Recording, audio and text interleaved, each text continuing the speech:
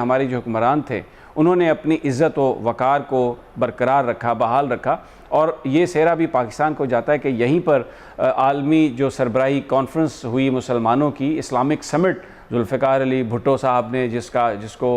کو یہاں پر منعقد کرایا لاہور میں، جس کا آج بھی ہم نشان دیکھتے ہیں، اور وہاں پر بھی سارے ممالک کے سربراہ آئے اور پاکستان کو عزت بخشی۔ میں ایک واقعہ یہاں سے آپ کے ساتھ شیئر کرنا چاہتا ہوں۔ افتخار چودھری ابھی بھی نیو یارک میں موجود ہیں، اے پی پی کے بڑے سینئر کورسپونڈنٹ۔ وہ کیونکہ 70s ارلی میں بھی موجود تھے بطور اخبار نویس، اور انہوں نے جناب ذوالفقار علی بھٹو کے ساتھ ٹریول بھی کیا۔ انہوں نے یہ واقعہ مجھے بتایا، میں ان کو کوٹ کر کے کہہ رہا ہوں کہ غالباً ٹیونیزیا تھا جہاں پر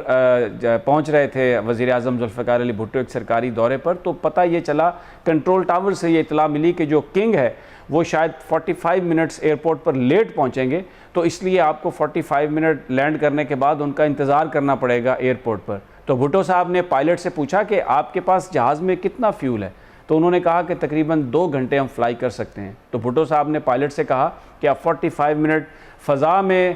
آپ رہو اور چکر لگاتے رہو۔ یہ پاکستان کا وزیر اعظم کسی بادشاہ کو ملنے کے لیے انتظار نہیں کر سکتا۔ تو اس جہاز نے 45 منٹ تک چکر لگایا اس ایئرپورٹ پر، اور جب یہ پتہ چلا، نیچے سے اطلاع آئی کہ بالکل اس وقت جو وہاں کے حکمران ہیں وہ ایئرپورٹ پر پہنچ چکے ہیں وزیر اعظم پاکستان کو ریسیو